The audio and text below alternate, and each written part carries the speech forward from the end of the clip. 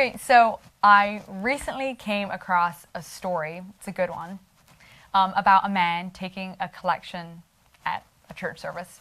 So he's walking down the aisle and people are putting their money in the plate, and he comes to a little girl and he holds out the plate and she asks him to lower it until the plate is on the ground. And then the little girl stands on the plate. And this was to show that she gives her whole self to Jesus. So, according to the story writer, this was quite embarrassing for all the people around her who had just put in like a couple dollar bills.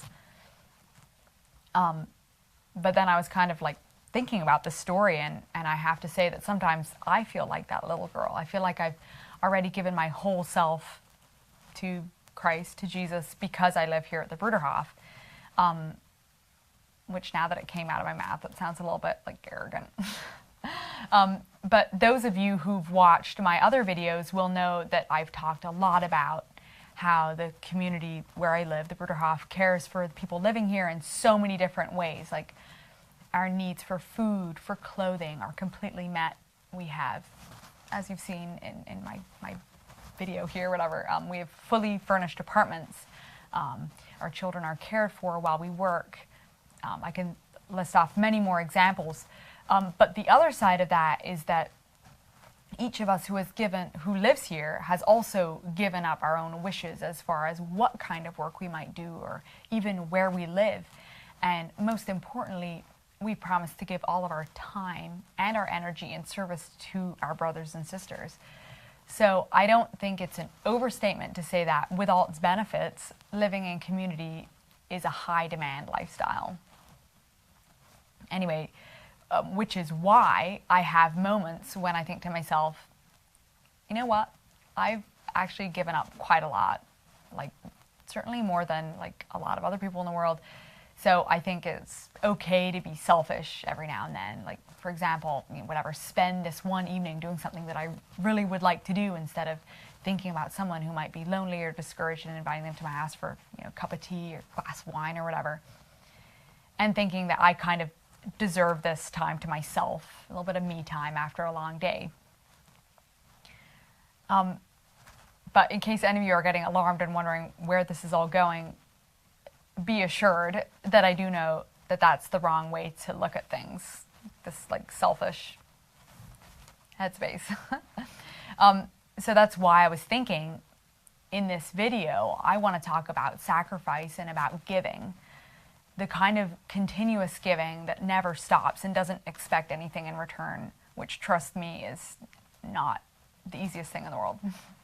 I was inspired to talk about this after reading a new book called Pillars, which happens to be, surprise, this is where I came across the story about that little girl in the collection plate.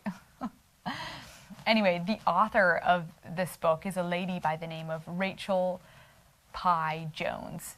And Rachel grew up in Minnesota and came from a fairly sheltered and conservative evangelical Christian background. Her family was part of a close-knit church, and as a young person, this church really formed who she was and what she believed. So she married her high school sweetheart, her college sweetheart, who was also a member of that church, and they eventually had children. I think it was actually twins, a boy and a girl. So right away, I felt like Rachel is someone that I can easily relate to. I'm also a young mom, 2 children, not twins, but and my formative years were spent here at the Bruderhof, which obviously had a big impact on who I am, what I believe, whatever. But how I did kind of have trouble putting myself into Rachel's shoes when I got to the part in the book where she and her husband decided to move from Minnesota to rural Somalia when her twins were not even 2 years old.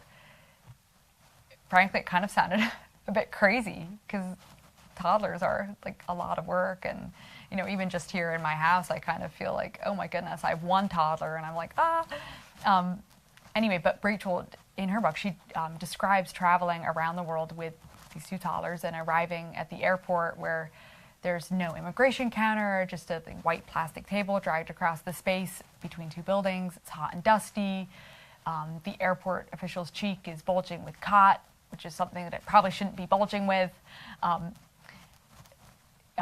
Some kind of leafy stimulant that you chew on. Anyway, lying across the table, she describes there's a gleaming black rifle. So at this point in the story, Rachel is already asking, were we brave or were we foolish? Were we full of faith or were we stubborn? And I also, when I was reading that, I also had to wonder. Anyhow, I don't want to do a whole book report here, but Rachel writes about her experiences over the next 18 years in Somalia and then later in Djibouti, and how through living with the Muslim people there, she had to kind of relearn so many things she thought she knew just because she came from a good Christian background. And a lot of what she writes really challenged me and made me think, especially on this question of giving and sacrificing for other people. Can I ever do enough? So I'm just going to circle back to what I said earlier about living here and thinking that that's sufficient. So Rachel came to the same realization that she kind of expected something in return for making, the huge sacrifice of moving her family across the ocean to a completely foreign land and culture in the name of service. So shouldn't that be enough? No surprise that the answer is no. She quotes a Muslim mystic who said, "One's giving should be done with a sense of shame at one's meanness in holding back the rest of one's wealth from God." We can never give everything, and so we should never give with a sense of pride that we have done something great. And so it shouldn't be about how much we've given, but about how we're giving it. So what we give doesn't have to come from a great wealth or abundance, but it has to come from a generous heart. So Rachel writes, giving generously is about joy in a slog of endless hard work. And when I read that, it really challenged me. Not that my life is a slog of endless hard work, but there are moments, and probably any mother can relate to this, when it seems like you're kind of on like this hamster wheel or whatever animal you choose to be running a little wheel. And you just aren't managing to find a lot of joy in the things that come around day after day, like dirty laundry, dirty dishes, crying children, whatever. Never mind that I should be giving and serving other people on top of that. But doing all of that work and service to others in a spirit of generosity and joy is what brings meaning and satisfaction to life. And I can definitely say that I've personally experienced that. I also loved what Rachel says about how the people she lived with lived in community in the true sense of the word. The ways they cared for and looked out for each other wasn't planned or structured. They simply lived as neighbors, and the daily deeds of caring for each other were done out of habit. In this way, their giving wasn't just an act to check off your list of things to do. It was like an ongoing giving, more like yeast working through a batch of dough, which is how it should be, and of course exactly what Jesus meant when he compared the kingdom of God or kingdom of heaven to yeast.